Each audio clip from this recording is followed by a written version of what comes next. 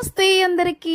పిల్లలకి ఎగ్జామ్స్ అప్పుడేమో ఎప్పుడెప్పుడు ఎగ్జామ్స్ అయిపోతాయా, హాలిడేస్ని ఎంజాయ్ చేద్దాం అనుకున్నాము. బట్ పిల్లల హాలిడేస్ వచ్చాక 15 days హాలిడేస్ వచ్చాయి.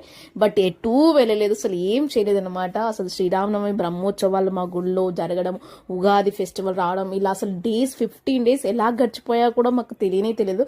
Last 2 days మిగిలిందనమాట. సో అదన్నా యూజ్ చేసుకుందాం అన్నట్టు అవర్ గో టు ప్లేస్కి అయితే వెళ్ళామన్నమాట, యాదగిరిగుట్టకి. సో యాదగిరిగుట్టకి వెళ్ళే దారిలోనే స్వర్ణగిరి ఉంటుంది కదా, సో అక్కడికైతే వెళ్ళాము. ఆల్రెడీ మేము ఈ టెంపుల్ విజిట్ చేసాం, బట్ అప్పుడు చాలా ట్రెండింగ్ లో ఉండే టెంపుల్, అసలు ఫుల్ రష్ ఉండే.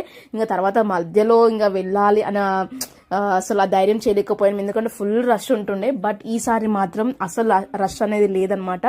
చాలా పీస్ఫుల్ గా, చాలా ప్రశాంతంగా దర్శనం అయితే చేసుకున్నాం. చాలా ఫాస్ట్ గా కూడా అయిపోయింది. స్వర్ణగిరి టెంపుల్ చాలా ప్రశాంతమైన ప్లేస్ ఏదైనా ఉందంటే అది ఇక్కడనమాట. స్వామివారు సేద తీరుతూ ఉంటారు కదా, ఆ ప్లేస్ అందరికి ఇష్టము. సో మేము అక్కడికి వెళ్ళి అక్కడ కూర్చొని స్వామివారిని చూస్తూ ఆనందిస్తూ ప్రసాదం అయితే తిన్నామన్నమాట. చాలా పీస్ఫుల్గా అనిపిస్తుంది అలా స్వామివారిని చూస్తుంటే.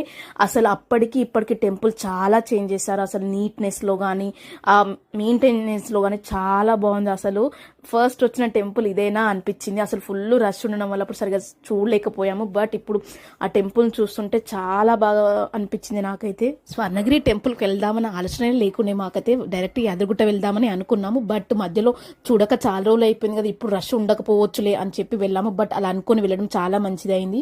అసలు చాలా బాగుంది, చాలా ప్రశాంతంగా అనిపించింది నాకైతే.